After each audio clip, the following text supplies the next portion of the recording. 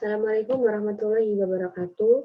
Di sini saya akan mereview jurnal yang berjudul Komposisi dan Kelimpahan Plankton di Perairan Teluk Saleh, Nusa Tenggara Barat, yang ditulis oleh Yayut Sugianti, Sri Endah Purnamaningtyas, dan Sri Turni Hartati. Sebelumnya saya akan memperkenalkan diri. Nama saya Erli Putri Ananda, NIM H 9421947 kelas A. Tujuan penelitian ini adalah untuk mengetahui komposisi dan kelimpahan plankton dalam kaitannya dengan kesuburan perairan di Teluk Saleh, Nusa Tenggara Barat. Lalu ada metodologi, lokasi penelitian. Stasiun pengamatan diambil di beberapa perairan, yaitu Tanjung Ayla, Teluk Tambora, Tanjung Kuncar, Pulau Taikabo, dan Pulau Ganteng. Lalu waktu penelitian dilakukan 2 kali pada musim yang berbeda, yaitu pada bulan Juli 2005 dan Desember tahun 2005.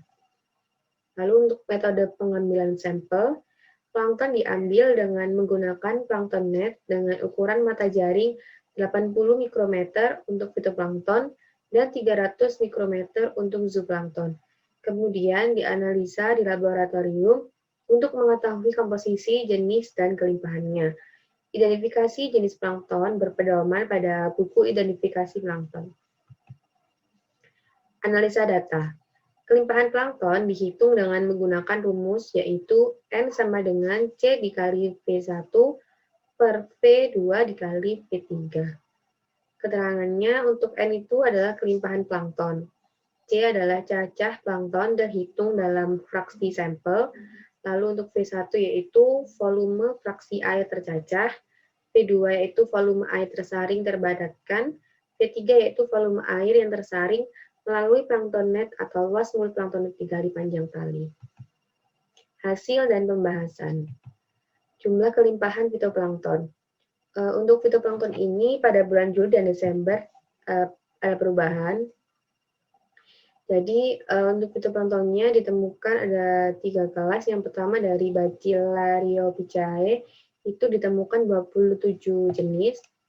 Lalu ada Cyanophyceae itu ada 2 jenis dan Dinophyceae ada 10 jenis. Pada bulan Juli itu ditemukan 30 jenis fitoplankton sebanyak 20.614,9 sel per liter. Untuk bulan Desember mengalami penurunan, yaitu hanya ditemukan sebanyak 14.175,2 sel per liter dan ditemukan sebanyak 15 jenis fitoplankton. Kelas Bacillariophyceae pada bulan Juli ditemukan sebanyak 78%, Cyanophyceae ditemukan sebanyak 3%, dan Dinophyceae ditemukan sebanyak 19%.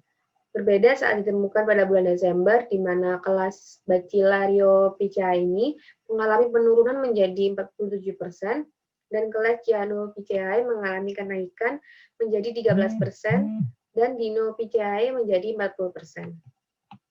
Lalu untuk zooplankton, ditemukan Copepoda sebanyak 10 jenis, Echinodermata ada 5 jenis, Rotifera ada 1 jenis, Coelenterata ada 1 jenis, Mollusca 2 jenis. Lalu ada Chaetochneta 1 jenis, Sarcodina 2 jenis, Urochordata 2 jenis, dan Crustacea ada 4 jenis. Pada bulan Juli ditemukan sebanyak 629, sedangkan pada bulan Desember mengalami peningkatan sebanyak 1.246,6. Pada bulan Juli hanya ditemukan 14 jenis, sedangkan pada bulan Desember ditemukan 15 jenis. Kelas zooplankton yang ditemukan pada bulan Juli adalah Copepoda 50%, Echinodermata 29%, Coelenterata 7%, dan Mollusca 14%. Sedangkan pada bulan Desember, kelas yang ditemukan adalah Copepoda 20%, Rotifera, Mollusca, Chaetochneta, dan Sarcodina sebanyak 7%, Urochordata 13%, dan terakhir Crustacea sebanyak 20%. Lalu ini adalah grafik kelimpahan fitoplankton. paling banyak ditemukan pada bulan Juli di Pulau Taikabo. Lalu pada bulan Desember mengalami penurunan yang paling sedikit ditemukan di Pulau Tanjung Kuncar.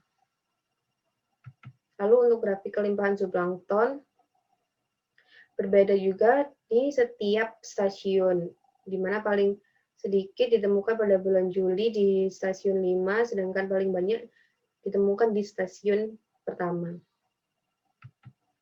Nilai kelimpahan dan jumlah jenis fitoplankton selama pengamatan lebih besar daripada nilai kelimpahan dan jumlah jenis zooplankton. Dikarenakan fitoplankton sangat memegang peranan penting seperti mengatur oksigen di atmosfer bumi melalui proses fotosintesis. Selain itu, fitoplankton juga menjadi awal dari rantai makanan di laut yang keberadaannya sangat menentukan tingkat trofik yang lebih tinggi. Kesimpulan. Yang pertama yaitu kandungan fitoplankton selama pengamatan lebih tinggi daripada zooplankton dengan rata-rata 17.395,05 sel per liter. Lalu kelas fitoplankton yang dominan ditemukan selama pengamatan itu kelas Bacillariophyceae dengan persentase sebanyak 47-78%. Kelas ini mempunyai peranan penting di perikanan laut dalam peningkatan produksi ikan. Terima kasih. Sekian dari saya. Kurang lebihnya saya mohon maaf. Wassalamualaikum warahmatullahi wabarakatuh.